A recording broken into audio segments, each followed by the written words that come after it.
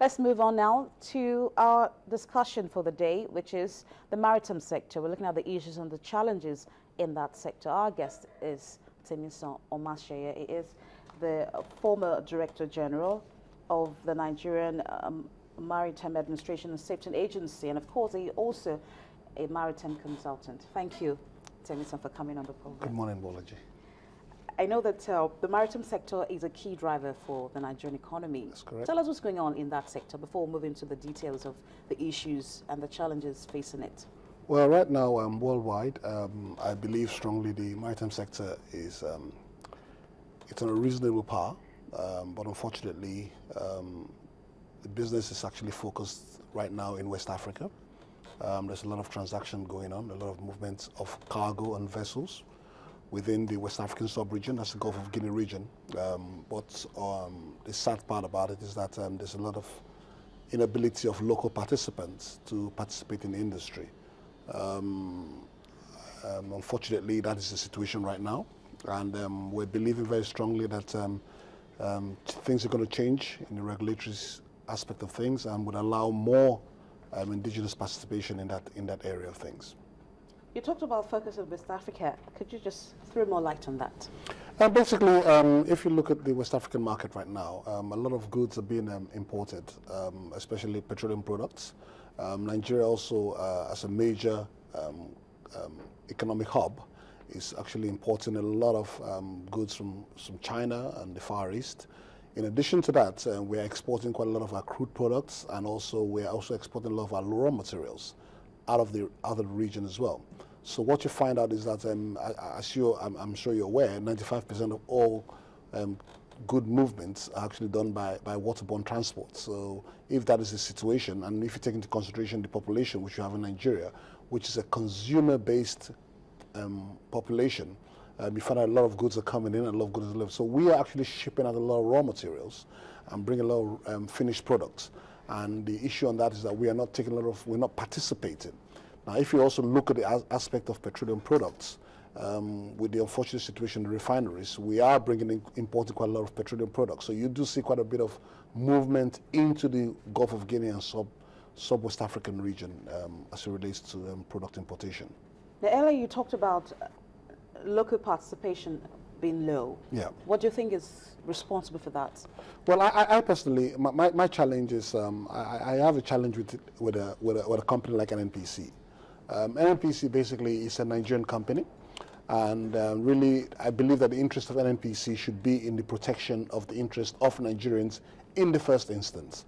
If you look at the Ministry of Petroleum Resources, their job is to put regulatory processes in place to protect the interest of Nigerians.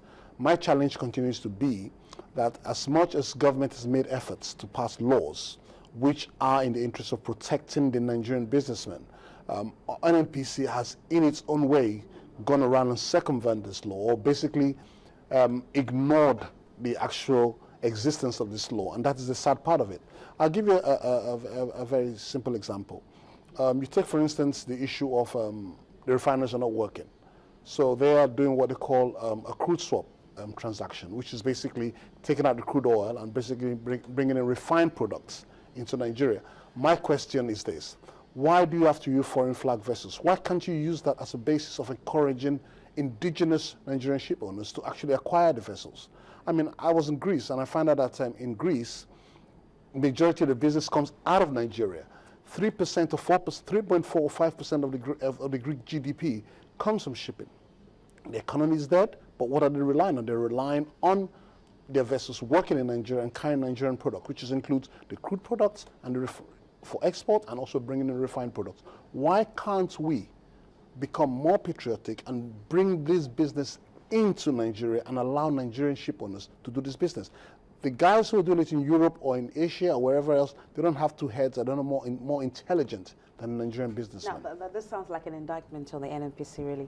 But I want to believe they would make their own comments, and of course let everyone know what's going on in terms of the logistics in the maritime sector. But if time permits us, we'll look at more of this before we wrap up the show. But I would like us to look at the issue of the PIB, because I want to believe, because when you look at the level of participation of our own market players, industry players, Could it be rather that the inability of the National Assembly to really pass the PIB is responsible for what's going on in that sector? I don't really think so. I really do not think so. I think we will need to separate the issue of oil and gas production with the issue of logistics and transportation.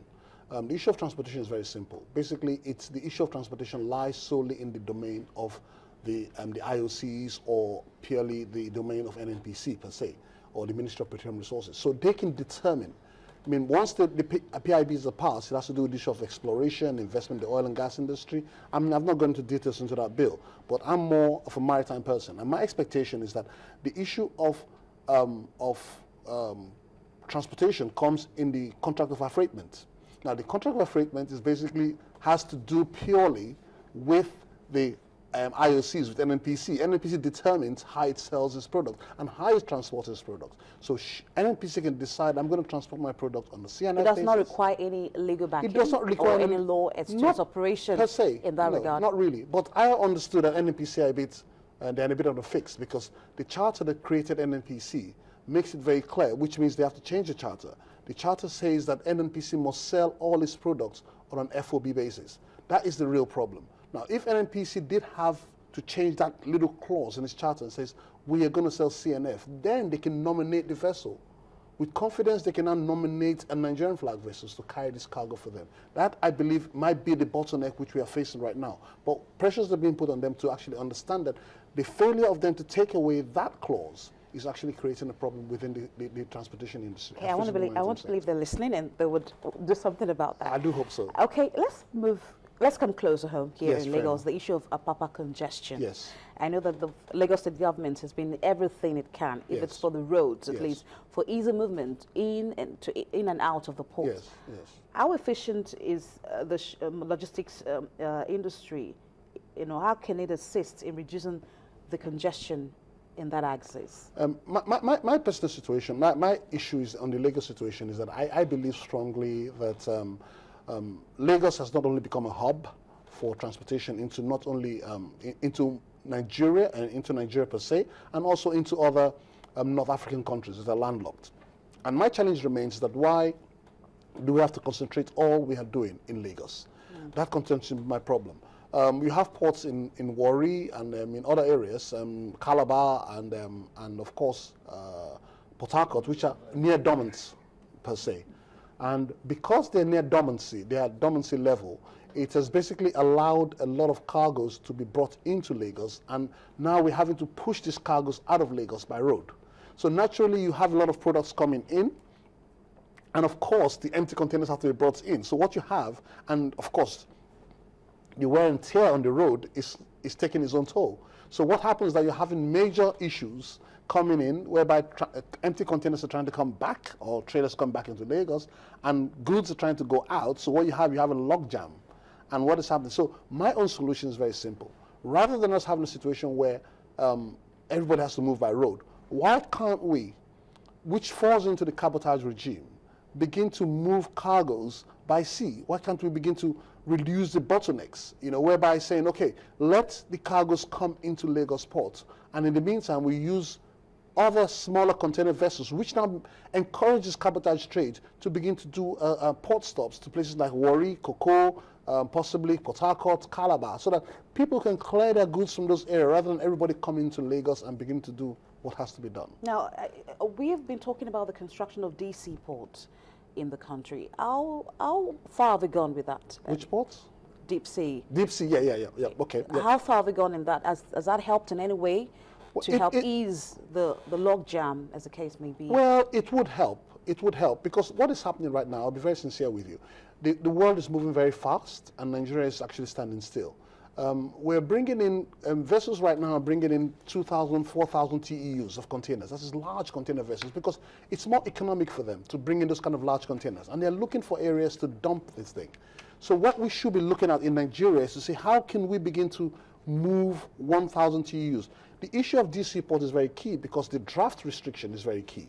Because the bigger the vessels that come in, the lower the cost of freight, thereby bringing the cost down into Nigeria. So the actual cost we're suffering in Nigeria is a cost of logistics. That is the cost within the movement, within the goods, within the sub-region, rather than the cost of moving the goods from either China or Europe into Nigeria. So where we're encountering a lot of cost issue is the bottlenecks that is being caused by the issue of logistics within, let's say, Lagos and the sub-region. That is where our problems are coming in.